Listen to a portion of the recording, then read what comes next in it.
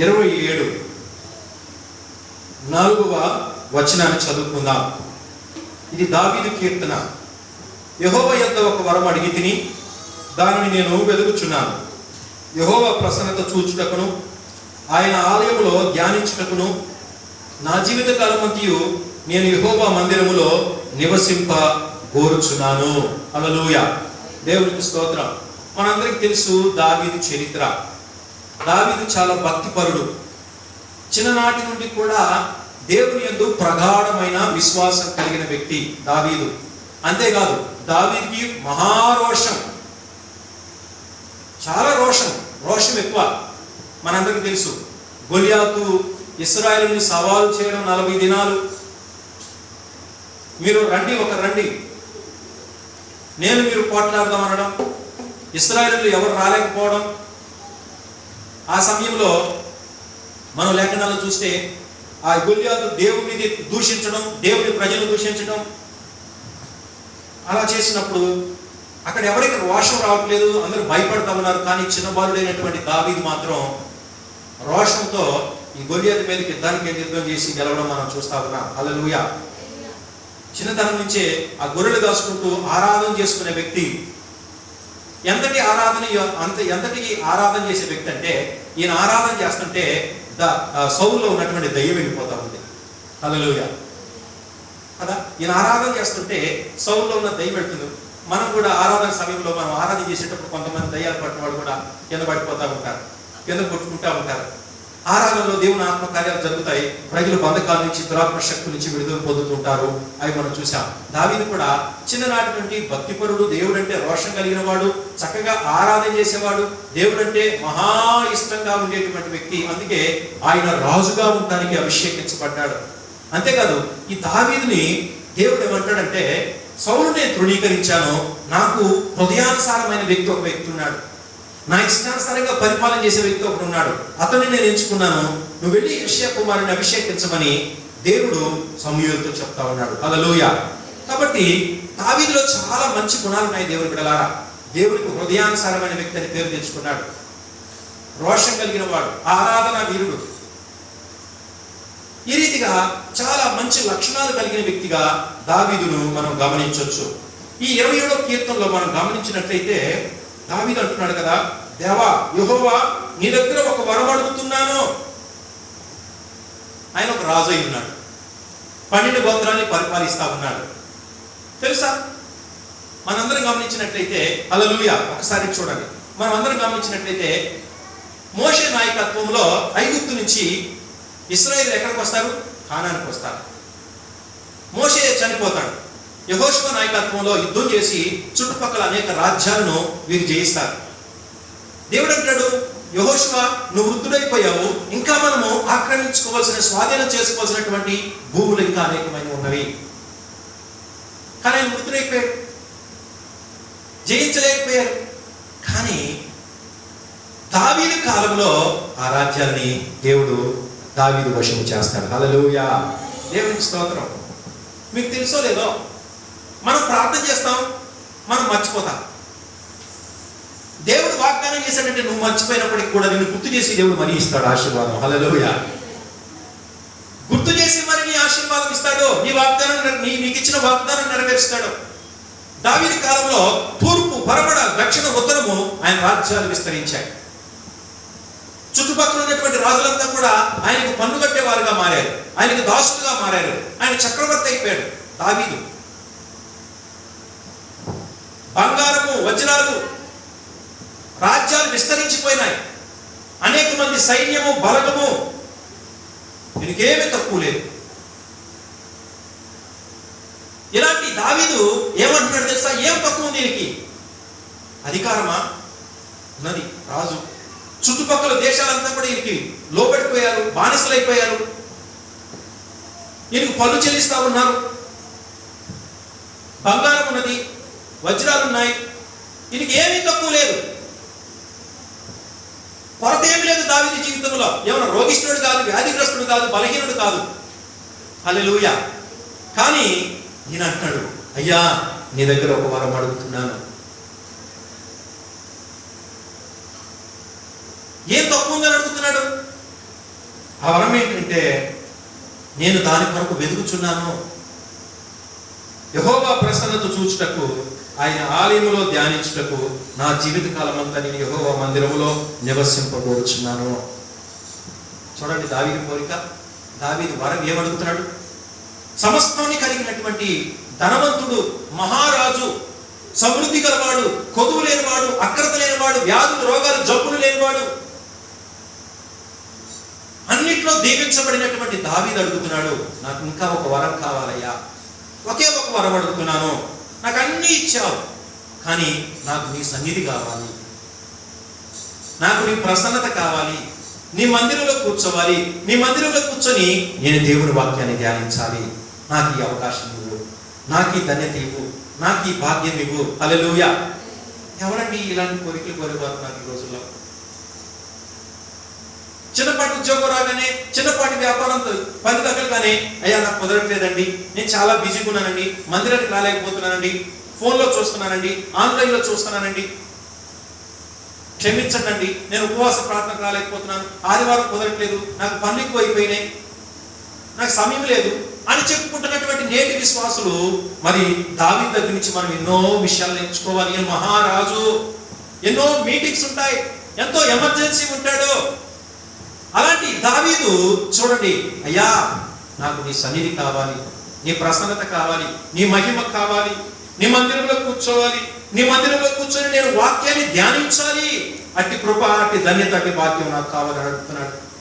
మనం 23వ కీర్తనలో కూడా చూస్తాం కదా, చివరి వచనంలో 6వ వచనం, నేను బ్రతుకు దినములన్నీ కృపాక్షేమములే నా వెంట వచ్చును, చిరకాలం యెహోవా మందిరములో నేను నివాసము చేసేదను. చిరకాలం నేను దేవుని మందిరంలో ఉంటాను. ఎందుకంటే దేవుని మందిరంలో ఉన్నాడు కాబట్టి, ఆయన గొర్రెలు కాసుకుంటున్న పొలంలో ఉన్నప్పటికీ, అడవిలో ఉన్నప్పటికీ ఆయన దేవునితోనే ఉన్నాడు, దేవుని సేవిస్తూనే ఉన్నాడు, దేవుని ఆరాధించుకుంటూనే ఉన్నాడు, దేవుని మహిమపరుచుకుంటూనే ఉన్నాడు. హల్లెలూయా. దావీదులాగా దేవుని బిడ్డలారా మనం కూడా మన జాబ్ చేసే ప్రాంతాల్లో, వంట చేసే ప్రాంతాల్లో, ఇళ్లలో, మన పనుల్లో మనం ఉన్నప్పటికీ కూడా మన నోటికి స్తుతించవచ్చు, ఆరాధించవచ్చు, నోటితోటి ఆయన మహిమపరచవచ్చు. ఆ రీతిగా మనము దేవుని కలిగి సేవించవచ్చు దేవుని బిడ్డలారా. హల్లెలూయా. గొర్రెలు కాసుకుంటూ దావీదు చేసే పని అదే. తంబురు వాయించుకుంటూ, సితారా వాయించుకుంటూ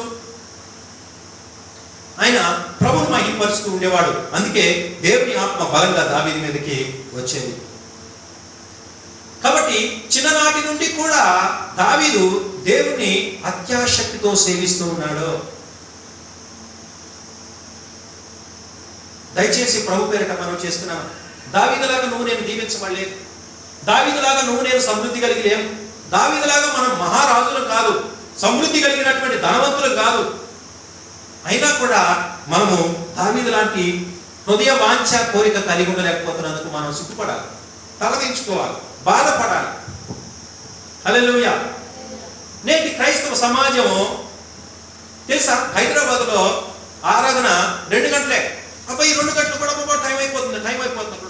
ఎందుకంటే వాళ్ళకి 5 సర్వీసులు 6 సర్వీసులు ఉంటాయి. ప్రారంభ ప్రార్థన చేసి 3-4 పాటలు పాడి, ఒక అరగంట సేపు ఆరాధన చేసి, ఒక అరగంట కీర్తనలు ధ్యానం చేసి, తర్వాత 1 గంట ప్రసంగినటువంటి ఓపిక కూర్చున్నవాడికి లేదు, చెప్పేటోడికి లేదు ఆడ. ఎందుకంటే వాళ్ళకి 4-5 ఆరాధనలు. ఎవడు ఈ రోజుల్లో ప్రజల మనసు ఎరిగి వీళ్ళు కూడా నడుచుకుంటున్నారు. ఏది 2 గంటల కానీ ఎక్కువసేపు పోతండి, ఈ జనాలు కూర్చోలేరండి. టీవీల దగ్గర కూర్చుంటారా ఈ జనాలు? ఫోన్ల దగ్గర కూర్చుంటారా? స్నేహితుల దగ్గర ముచ్చట్లు పెట్టుకొని కూర్చుంటారా? హల్లెలూయా. యేసు ప్రభువారు 3 దినాల పాటు కంటిన్యూగా వాళ్ళకి వాక్యం చెప్తున్నాడు, వారికి ప్రార్థన చేస్తా ఉన్నాడు. 3 దినాల తర్వాత అయ్యో వీళ్ళు అలసి కడు తిరిగి పడిపోతారేమో శిష్యులతో అన్నాడు, మన దగ్గర మీ దగ్గర ఏమన్నా ఉందా, వీళ్ళకి భోజనం పెడతామంటున్నాడు. అయ్యా 5 రొట్టెలు 2 చేపలు 5,000 మందికి పెట్టాడు భోజనం. అదే 3 దినాల పాటు యేసయ్యతోనే కూర్చున్నారు. రాత్రి పగళ్ళు వారు వాక్యం వింటూనే ఉన్నారు. 3 రోజులు సభ చేశాడు యేసయ్య. అందుకే ఈ సేవకులు అప్పుడప్పుడు 3 రోజులు మీటింగ్లు పెడతారు యేసు ప్రభువుని చూసి. దేవుని బిడ్డలారా, మనము ఆత్మ సంబంధులము. మనము వాక్యం వినడానికి వేగిరపడాలి, దేవుని సన్నిధిలో కూర్చోడానికి వేగిరపడాలి, దేవుని మహిమ బయలుపరచడానికి వేగిరపడాలి, బైబిల్ ధ్యానించడానికి వేగిరపడాలి, ఆత్మ సంబంధమైన విషయాల్లో మనం ముందుండాలి. హల్లెలూయా. చూడండి, నేటి దినాల్లో ఈ అన్యులైనటువంటి వారు కొంతమంది ఆ సినిమా రోజు రిలీజ్ అయిందంటే 1500 పెట్టి 2000 పెట్టి వాళ్ళు పోలీసులు దెబ్బలు తింటా ఆ సినిమా చూడటానికి వేలు ఖర్చు పెట్టడం, ఆ లైన్లో నిల్చోవడం, క్యూలో నిల్చోవడం. లోక సంబంధమైన విషయాల్లో ఫస్ట్ ఉంటున్నారు, గంటలు గడుపుతూ ఉన్నారు, టీవీల దగ్గర కూర్చుంటారు, సీరియళ్ళని గంటలు, సినిమాలని గంటలు. మనం లోక సంబంధం కాదు, వారు లోక సంబంధులు కనుక లోక విషయాన్ని ఆనందించడంలో, ఎంజాయ్ చేయడంలో గంటల తరబడి లీనమైపోతారు. కానీ మనం దేవుని బిడ్డలం. హల్లెలూయా. నేను ఒకప్పుడు క్రికెట్ చూసేవాడిని బాగా. క్రికెట్ ఎన్ని గంటలు వస్తుంది తెలుసా? వన్డే అంటే 8 గంటలు. ఎన్ని గంటలు? వన్డే అంటే 8 గంటలు. T20 వస్తుంది 4 hours. టెస్ట్ మ్యాచ్ అంటే 5 రోజులు. ఈ క్రికెట్ వచ్చినప్పుడు వన్డే అంటే 8 గంటలు అట్లా కూర్చొని చూసేవాడు. 8 గంటలు అక్కడి నుంచి టీవీ దగ్గర నుంచి కదిలేవాడు కాదు. టెస్ట్ అంటే 5 రోజులు ఆ నుంచి కదిలేవడం కాదు. దేవుని స్తోత్రం. దేవుడు ఆ పిచ్చి నుంచి విడిపించాడు. హల్లెలూయా. ఆ పిచ్చి నుంచి విడిపించాడు. ఇప్పుడు అవి చూడట్లేదు. ఆ టీవీతో తలకాయ నొప్పి అని చెప్పేసి ఆ చిన్నపిల్లల ఛానల్ పెట్టాం, ఆ న్యూస్ ఛానల్ ఇవే, ఇంకేం రావు. ఈ టీవీ జేమింటి ఇవి మా ఇంట్లో ఏం రావు. ఎందుకంటే అది పెట్టే మనకి ఏదో ఒకటి వస్తూ ఉంటుంది, మైండ్ అడిగిపోతుంది. ఎందుకు ఆ శోధన ఎందుకు అని అవి తీసేసాం. కాబట్టి ఒకప్పుడు అంత పిచ్చిగా చూసేటువంటి వాళ్ళని దేవుడు వాటి నుంచి విడిపించాడు. హల్లెలూయా. ఇప్పుడు బైబిల్ ధ్యానించడంలో, ప్రార్థించడంలో, సువార్త పరిచయం చేయడంలో దేవుడు కృపణిస్తా ఉన్నాడు. కాబట్టి దేవుడు బిడ్డలారా, దేవుడు అంటున్నాడు కదా మొదటి కీర్తనలో, దివారాత్రులు నువ్వు దేవుడి వాక్యాన్ని ధ్యానించు, నువ్వు ధన్యుడివి, నువ్వు చేసేదంతా సఫలమవుతుంది. నువ్వు సక్సెస్ అవ్వాలంటే నువ్వు దివారాత్రులు దేవుడి వాక్యాన్ని ధ్యానించు అంటున్నాడు. ఆ రహస్యాన్ని తెలుసుకున్నటువంటి దావీదు, అయ్యా నీ మందిరంలో కూర్చుంటా నీ వాక్యాన్ని నేను ధ్యానిస్తాను. హల్లెలూయా. ఈ వరం అడుగుతున్నాడు. మనం భూ సంబంధంగా అడిగితేనే దేవుడు తప్పకుండా ఇచ్చే దేవుడు. ఆత్మ సంబంధమైన విషయాలు, అయ్యా నేను నీతో ఉండాలి, నీతో గడపాలి, నిన్ను సేవించాలి, నీ వాక్యం ధ్యానించాలి, నాకు అట్టి మనసు పుట్టించు, అట్టి ఆలోచన పుట్టించు, అట్లాంటి ఆసక్తి నాకు ఇవ్వు అంటే దేవుడు ఇవ్వకుండా ఉంటాడా? తప్పకుండా ఇస్తాడు. రోమపత్రికలో పౌలు అంటాడు, ఆసక్తి విషయంలో మీరు మాంద్యులు కాక ఆత్మయందు తీవ్రత గలవారై ప్రభువును సేవించుడి. హల్లెలూయా. దావీదుకేమో ఆసక్తి పెరుగుతూ ఉంది. అయ్యా నేను నీ మందిరంలో ఉండాలా, నన్ను కట్టిపడేయ్యా, ఇక్కడే ఉంచేటట్టు నన్ను ఇక్కడే ఉంచయ్యా, నా మనసు నీ వైపు పీకాల, నీ వైపు లాగాల, నీతో ఉండేటట్టుగా నన్ను ఆకర్షించు, నేను నిన్ను ప్రేమించాలి, నీ కొరకు బ్రతకాలి, నీ కొరకు జీవించాలి. కానీ పౌలు రోమీయులతో అంటాడు, అయ్యా మీకు ఆసక్తి తగ్గుతున్నట్లు నాకు అనిపిస్తుంది, భక్తి తగ్గుతున్నట్లు అనిపిస్తుంది, విశ్వాసంలో బలహీనత అవుతున్నట్లు అనిపిస్తుంది. ఆసక్తి విషయంలో సోమరులుగా ఉండకండి, మాంద్యులుగా ఉండకండి, ఆసక్తిని పోగొట్టుకోకండి, ఆత్మలో తీవ్రత గలవారై ఉండండి. ఆసక్తిని పెంచుకోండి, విశ్వాసాన్ని పెంచుకోండి, దేవుడి పట్ల నమ్మకాన్ని పెంచుకోండి. ఆత్మలో తీవ్రత గారై ప్రభువును సేవించండి. అదేందో పాస్టర్ గారు బైబిల్ పట్టుకుంటే చాలు నాకు నిద్ర వస్తుంది. ఏమొస్తుందంటే బైబిల్ పట్టుకుంటే నిద్ర వస్తుంది. మోకరించి కొంతమంది ప్రార్థన ఆమె అనగానే అది అట్లనే మోకాళ్ళ మీద ఉంటారు, నిద్రపోతారు, వాళ్ళు లేపడతారు. ఏంటంటే వాళ్ళు మోకాళ్ళ మీద కూర్చొని ప్రార్థన చేయడం నిద్రపోతా ఉన్నారు. ఆ గెత్సెమనే తోటలో యేసు ప్రభు శిష్యులు అట్లనే చేశారు కదా. ఆసక్తి లేకపోతే, భారం లేకపోతే నిద్ర వస్తాయి. ఒక్కోసారి క్రికెట్లో వెస్టిండీస్తో ఆడేటప్పుడు నైట్ వస్తుంది. వీళ్ళు మన ఇండియన్స్ వెస్టిండీస్కి వెళ్ళినప్పుడు అదంతా అక్కడ డే నైట్ వస్తుంది అన్నమాట. నైట్ అంతా టీవీ చూస్తూ కూర్చున్నాడు. క్రికెట్ అస్సలు నిద్రపోయేవాళ్ళం కాదు. ఆసక్తి ఏం చేస్తుందంటే నిద్రపోయేది.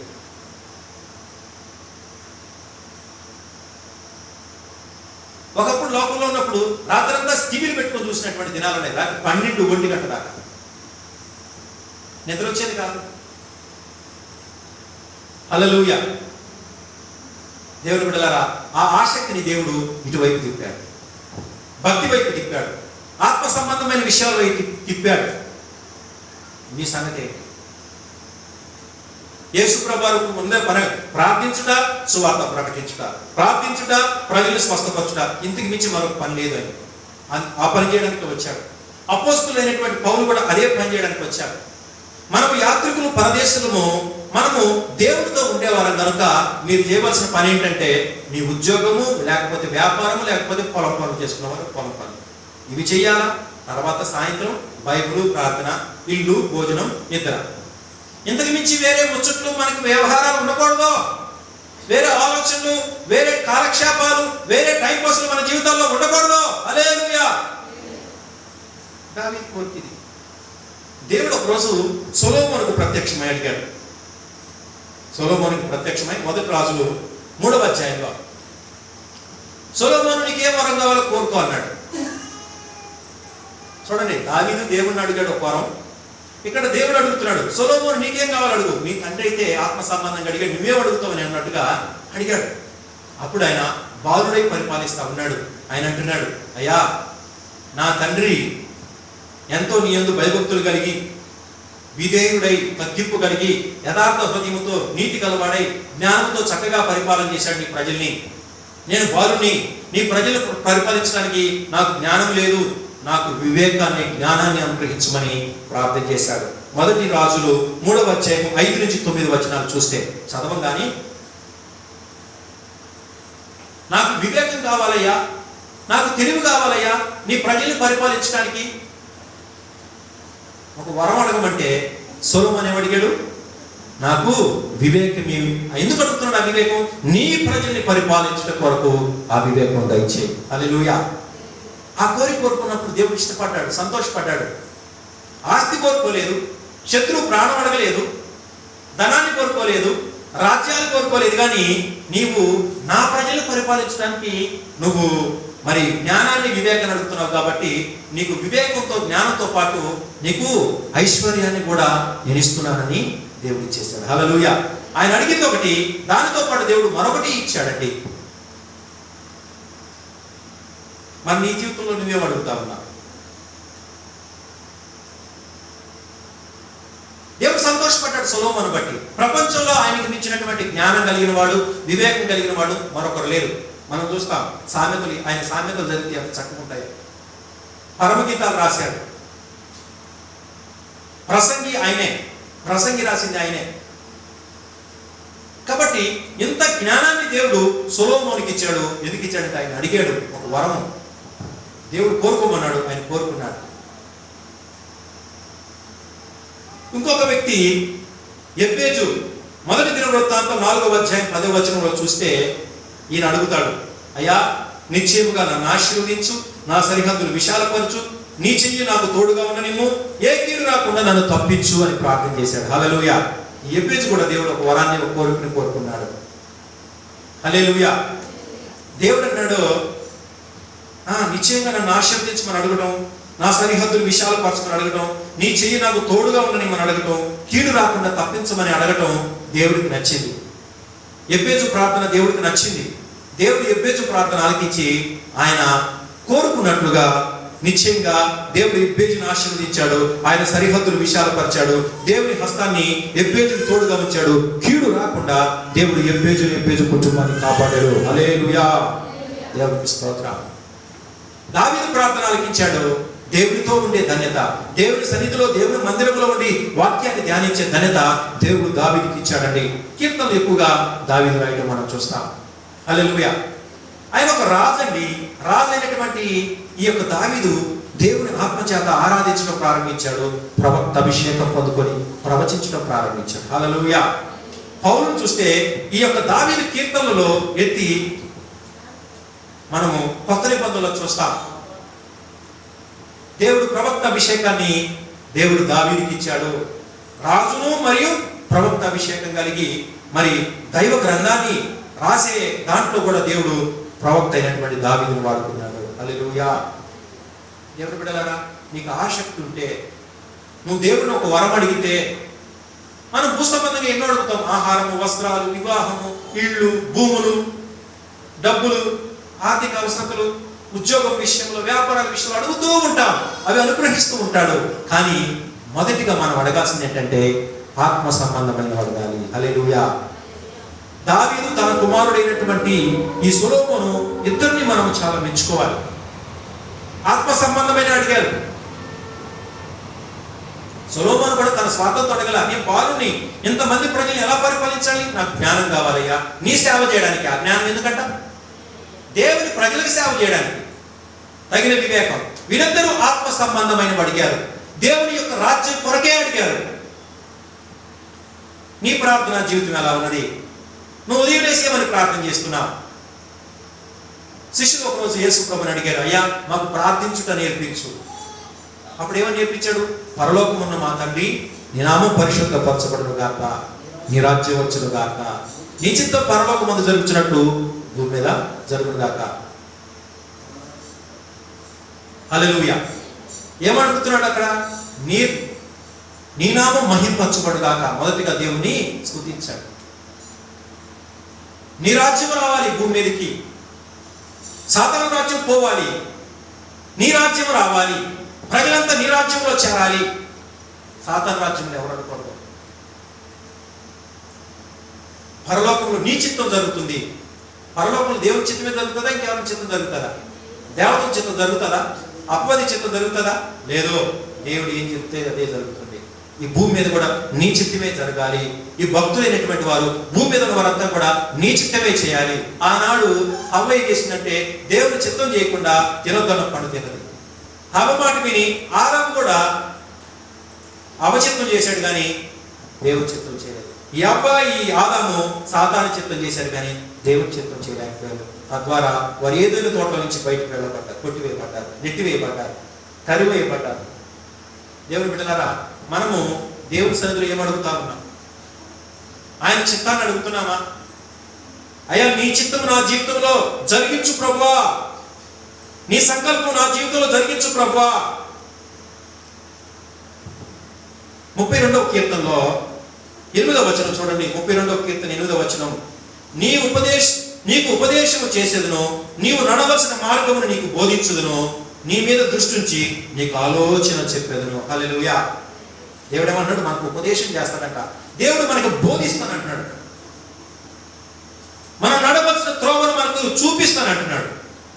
ఆలోచన చెప్తానంటున్నాడు. దేవుని బిడ్డలారా, కాబట్టి దేవుని బిడ్డలారా, మీ ఉదయకాలమున మీ అనుదిన జీవితంలో మీరు ఆత్మ సంబంధమైన వాటిని అడగండి, ఆత్మ సంబంధమైన వాటిని ఇష్టపడండి, ఆత్మ సంబంధమైన వాటిని ప్రేమించండి.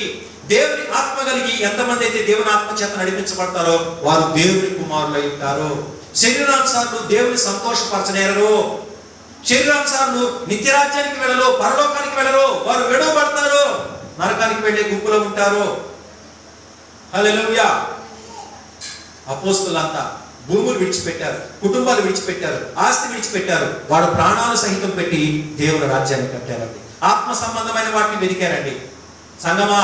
సంఘము క్రీస్తు సంఘము ఎప్పుడు ఆత్మ సంబంధమైన వాటిని వెతికేవారుగా ఉండాలి, దేవుని సేవించేవారుగా ఉండాలి, దేవుని ప్రేమించేవారుగా ఉండాలి. మొదటి స్థానాన్ని దేవునికి ఇవ్వాలి. పూర్ణమైన హృదయంతో దేవుని ప్రేమించాలి తప్ప భూ సంబంధమైన ఆలోచనలు, ఉద్దేశాలు మనసు కలిగి ఉండకూడదు. హల్లెలూయా. అందుకే నాకు చాలాసార్లు దుఃఖం. దేవుని సన్నిధిలో ప్రజలు ఉన్నట్లే ఆదివారం కూడా సమయాన్ని ఇవ్వట్లేదు. ఆదివారం ఆ 2-3 గంటలు కూడా దొంగిలిస్తూ ఉన్నారు. దేవునికి ఇవ్వాల్సిన సమయాన్ని కూడా దొంగిలిస్తూ ఏమనుకుంటారు? దేవా ఒక్క వరమి, జీవితకాలం అంతా నీ మందిరానికి దూరంగా ఉండే కృపని. అదే కదా దుఃఖం కలుగుతా ఉన్నది. ప్రతి ఆదివారం దేవుని సన్నిధిని విడిచి ఎక్కడెక్కడో దేవునికి దూరంగా. కోడి తన పిల్లలు దూరంగా ఉంటే కోడికి గద్దొచ్చి తినదు, కుక్కలు ఎత్తుకుపోవు. తన జీవితం అంతం కాదా? కనుక దేవుని బిడ్డలారా, ప్రభు పేరిట మనం చేసేది ఏంటంటే దేవునికి అందుబాటులో దగ్గరగా ఉండాలి, దేవుడు చెయ్యి పట్టుకొని ఉండాలి. దేవుడు మన హృదయంలో ఉండడానికి ఆయనకు అవకాశం ఇచ్చినప్పుడు ఆయన నిన్ను వర్ధిల్ల చేస్తాడు, కాపాడతాడు, పోషిస్తాడు, సమృద్ధిస్తాడు. చూడండి, ఇక్కడ ఎబ్బేజు ప్రార్థన చేస్తే దీవించలా, నీ చెయ్యి నాకు తోడుగా ఉండు అంటే ఏంటి? నువ్వు నాతో ఉండు, నా పక్షాన ఉండు, నాలో ఉండు, నన్ను వెంబడించు, నన్ను ఆశీర్వదించు, నేను నీతో ఉండాలని ఆశపడుతున్నా, నువ్వు నాతో ఉండు.